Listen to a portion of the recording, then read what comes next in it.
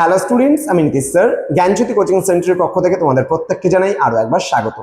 আজকে আমি তোমাদের সঙ্গে আলোচনা করব একাদশ শ্রেণীর ইতিহাসের যে সিলেবাস রয়েছে সেই সিলেবাস নিয়ে এবং কোথা থেকে কত নাম্বার আসবে সেই নিয়ে কিন্তু আজকের এই ক্লাসটিতে আলোচনা করব। তো যারা ফার্স্ট টাইম আমাদের ইউটিউব চ্যানেল ভিডিওটি দেখছো তারা অবশ্যই চ্যানেলটিকে সাবস্ক্রাইব করে পাশে থাকা বেল আইকন অল প্রেস করে দাও এবং পুরো একাদশ শ্রেণীর সেমিস্টারটা পড়তে চাইলে আমাদের সঙ্গে যোগাযোগ করো। আমাদের অফিসিয়াল নাম্বার 7076398606 নাম্বার অথবা 6295916282 নাম্বারে। তোমাদের টোটাল কোর্স ফি রয়েছে তোমাদের এই সাধ্যের মধ্যে জাস্ট 299 রুপিস রয়েছে পুরো এক বছরের একাদশ শ্রেণীর কোর্স ফি একটা সাবজেক্টের। তো আজকে প্রথম সেমিস্টার সিলেবাস এবং নাম্বার বিভাজন নিয়ে কিন্তু আলোচনা করব। চলো শুরু করা যাক আজকের এই ক্লাসটি। প্রথমত তোমাদের বলে রাখি সর্বমোট নাম্বার কিন্তু তোমাদের 40 নাম্বার থাকবে।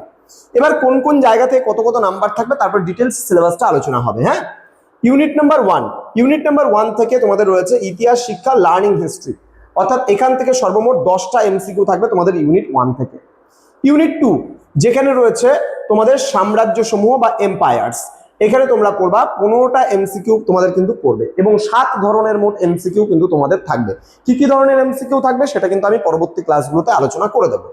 ইউনিট নাম্বার 3 বা ইউনিট নাম্বার 3 এ রয়েছে তুলনামূলক আলোচনা কম্পারেটিভ স্টাডিজ। এখানে তোমরা পড়বে 15 নম্বরের জন্য 15টা করে এমসিকিউ থাকলে 15 নাম্বার, টোটাল 40 নম্বরে কিন্তু তোমাদের পরীক্ষা দিতে হবে ফার্স্ট সেমিস্টারটা। ঠিক আছে, চলো এবার জেনে নেই ডিটেলসের সিলেবাসটা কি রয়েছে। ইউনিট 1 রয়েছে ইতিহাস শিক্ষা লার্নিং হিস্ট্রি, যেখান থেকে আমাদের 10 নাম্বার থাকবে। ঠিক আছে, তো এখানে আমাদের ইতিহাস শিক্ষার ভিত্তির মধ্যে কি কি পড়বো আমরা? প্রাক ইতিহাস পড়বো, যেটাকে প্রি হিস্ট্রি বা আদি ইতিহাস প্রোটো হিস্ট্রি বলছি আমরা। দেন ইতিহাসের আদি উৎসসমূহ এবং সেগুলির প্রকৃতি আমরা পড়বো। লিখিত ইতিহাসের বিভিন্ন রূপ ও মাধ্যমগুলো পড়বো। ঐতিহাসিক তথ্য এবং তার ব্যাখ্যা পড়বো। দেন ইন্দো পার্সিক ঐতিহ্য, যেটা ইন্দো পার্সিয়ান ট্র্যাডিশন সম্পর্কেও কিন্তু আমরা এখানে জানবো এবং পড়বো।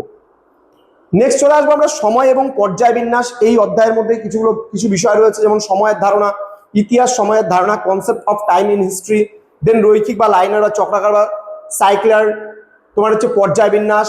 ঠিক আছে, দেন হচ্ছে কালানুক্রম, যেটা পড়বো ইতিহাসের ধারাবাহিকতা ও কালানুক্রম, যেটাকে আমরা ক্রোনোলজিক্যাল অর্ডার বলি। নেক্সট বলছে দ্বিতীয় অধ্যায়, যেটা রয়েছে 3 মহাদেশে জুড়ে বিস্তৃত সাম্রাজ্য সমূহ 100 খ্রিস্টপূর্বাব্দ থেকে 1300 খ্রিস্টাব্দ পর্যন্ত ইতিহাস আমরা পড়বো।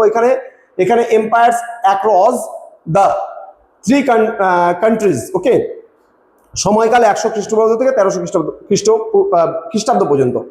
এখানে 15 নাম্বার সর্বমোট থাকবে কিন্তু এই অধ্যায়। ক্লিয়ার? এখানে তোমরা পড়ো রোমান সাম্রাজ্য এবং তার প্রভাব। এখানে আমরা পড়ো সাম্রাজ্যের যুগের সূচনা বা পরিচিতি, রোমান সাম্রাজ্যের গতিশীলতা এবং বিকাশ, ভারতীয় উপমহাদেশের সাথে যোগাযোগের প্রভাব, দেন অর্থনীতিতে দাস প্রথার বা স্লেভারির গুরুত্ব, দেন সাংস্কৃতিক রূপান্তর ও দাস অর্থনীতিও আমরা কিন্তু এখানে জানবো এবং পড়বো। নেক্সট ইউনিট 2 তে রয়েছে তুলনামূলক আলোচনা ও শাসনের ধারণা। এখানে কম্পারেটিভ স্টাডিজ অ্যান্ড গভর্নেন্স রয়েছে, নাম্বার 15 সর্বমোট থাকছে এখানে। হ্যাঁ, শাসন ব্যবস্থার বিবর্তন। এখানে শাসন ব্যবস্থার বিবর্তনের মধ্যে আমরা পড়বো নগর রাষ্ট্র, ধ্রুপদী এবং প্রাচীন শাসন ব্যবস্থা, যেটাকে আমরা সিটি স্টেটস বলছি। দেন রাজতন্ত্র সম্পর্কে আমরা জানবো, এখানে জনপদ থেকে মহাজনপদে রূপান্তর এবং চিফডম থেকে রাজ্য। দেন সাম্রাজ্যের সংজ্ঞা এবং রাজতন্ত্রের সাথে এর মূল পার্থক্য সমূহ সম্পর্কেও কিন্তু আমরা পড়বো এবং জানবো। ক্লিয়ার? ওকে, এবার সাম্রাজ্যের তুলনামূলক ইতিহাস। এখানে সাম্রাজ্যের তুলনামূলক ইতিহাসের মধ্যে আমরা পড়বো মৌর্য এবং ম্যাসিডোনীয় সাম্রাজ্য, মৌর্য সাম্রাজ্য ভারত এবং ম্যাসিডোনীয় সাম্রাজ্য গ্রিস শাসন ও তার বিস্তারের তুলনামূলক আলোচনা। চোল প্রশাসন, দক্ষিণ ভারতের চোল সাম্রাজ্যের তোমার হচ্ছে অন্যান্য প্রশাসনিক কাঠামো, স্থানীয় স্বায়ত্তশাসনের আলোচনা, কেন্দ্রীয় শাসন, গ্রাম প্রশাসন, উত্তর মেরুর তোমার শিলালিপি। দেন রয়েছে এখানে নৌবাহিনী এবং বাণিজ্য সম্পর্কেও কিন্তু আমাদের এই জায়গাটাতে পড়তে হবে। এবং কিছু রাজ্য সমূহের তুলনামূলক এখানে বিষয় রয়েছে, রোমান ও গুপ্ত সাম্রাজ্য, মোগল ও অটোমান সাম্রাজ্যের মধ্যে পার্থক্যগুলো কিন্তু আমরা এখানে জানবো।